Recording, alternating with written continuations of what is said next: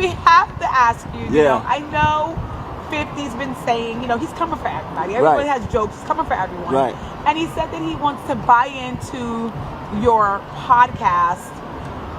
Take us through that. And, you know, I'm assuming, you know, that must have been kind of good press for you. Well, I'm going to say this, man. Beefing with 50 is good business. Numbers is up, podcast is up, engagement is up.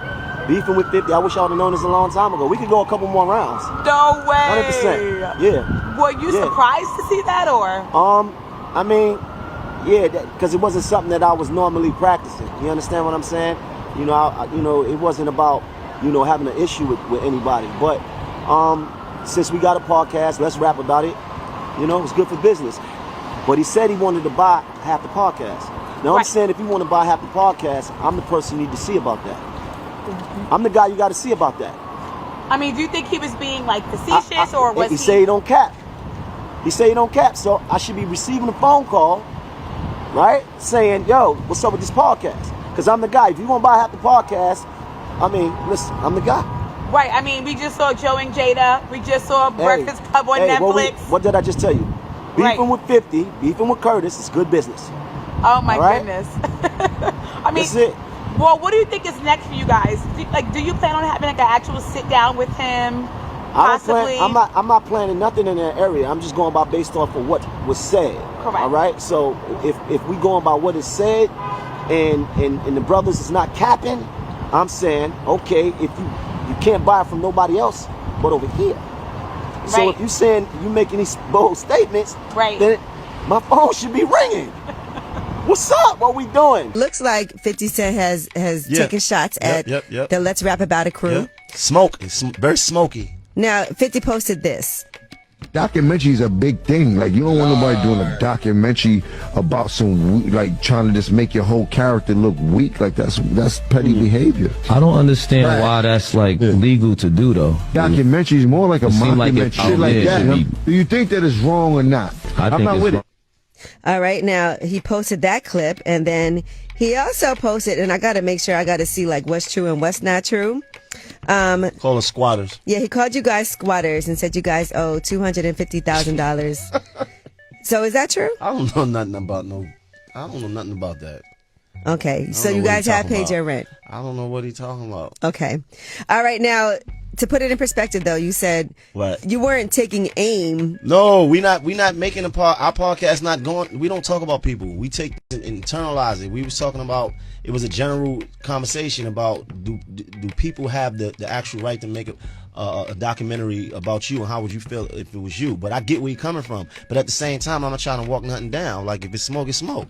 All right. Well, here is the full conversation of what you guys were talking about, because it was really just about legally. Can you? Right. That's what it was. And then you started talking about sex tapes, because somehow it always comes back to that. Here's what happened. Is it acceptable for someone to create a documentary about you without your approval? How would you feel if it happened to you? It's like definitely not acceptable. It's facetious and petty. Right. It's like somebody putting out your sex tape. Yeah, if you want to make, exactly. I don't know that's comparable, because a sex tape, you got to make sure your just likeness put that. But documentaries, people can do them, and they do them all we know the that. time. So, we know that. But you know, everybody panties is in a bunch. Oh my God! It doesn't feel like this is a big. No, it ain't nothing. No, it ain't nothing. But the thing is, the like, intention was not to come at him. If you shooting and you saying they and these guys, and you got a picture, and I'm in the picture, I'm shooting back, and it's with whoever. It's with whoever, whenever, however. We know. Whatever. We know. So you got Maino now saying that beefing with 50 Cent is actually good for business. Now this is interesting, because for most people, it's not good for business, because 50 is really petty and he has a lot of power, and he somehow uses that power to shut people down and get things done when people don't want to get certain things done. But he's human, just like any of the rest of us. And if you know how to play your cards correctly, beefing with 50 Cent absolutely could be good for business if you know what you're doing. And see, Maino, I'm going to tell you why I rock with Maino, because Maino's whole disposition is, 50 helped me, you know what I'm saying, get a deal. 50 helped me before in the past. I don't have no issues with 50, but if it's smoke he wants, then it's smoke. If we're going to make it smoke, let it be smoke.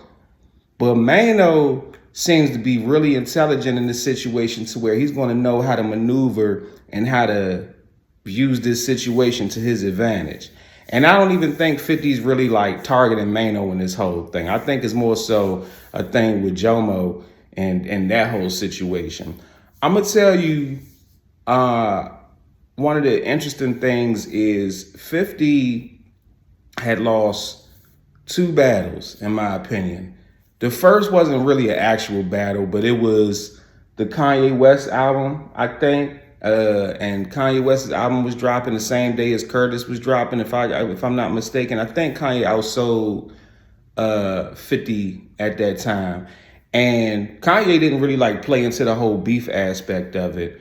But this is 50's lane. This is what he does. He uses beef. I mean, you got to think about it. His first record that really blew up was How to Rob. And he's been running that same play ever since. Even if you look at when he had Power and BMF on TV at the same time, he would have the boys from BMF beefing with the cast from Power, beefing with the cast from Raising Kanan, right? So you had Tyreek going at Meech, going at Makai, who plays Kanan as a youngin'. So he's always used that beef angle. But one of the battles that he lost, in my personal opinion, maybe he won the war, but the battle was against him and Rick Ross. That was a very interesting one because Rick Ross did say some things and he did feed into the whole beef aspect of it. But the thing that Ross did that was really important is Ross didn't feed too much into it. So we remember 50 Cent and Ross started beefing. 50 said to Ross, "I'm going to F your life up." And he was dead serious about it. And that's when you first see Tia Kemp come on the scene and 50 doing a photo shoot with her. And, you know, now she got new teeth and she be licking them every chance she gets. She actually ain't licked them damn teeth in a minute. Thank God. I was tired of seeing her do that. But Ross just continued to make dope music. And because of that, I think he actually outsold 50, if I'm not mistaken. Like he came out victorious in that aspect. He basically didn't get shut down the way that we thought 50 was going to shut him down.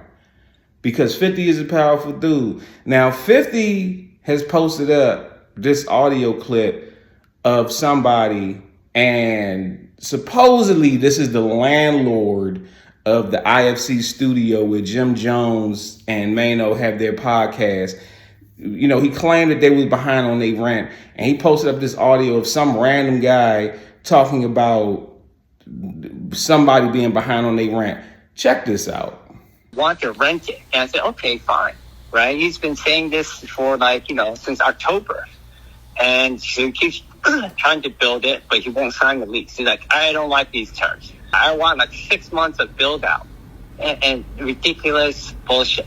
We also have a partnership agreement where half of what he's building now, his media, belongs to us.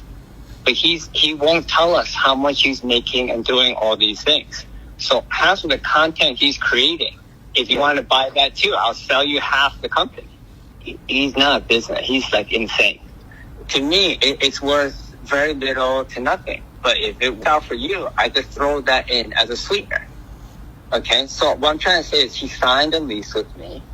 Right now he owes, I'm going to say in a short way, at least $80,000, if not $180,000.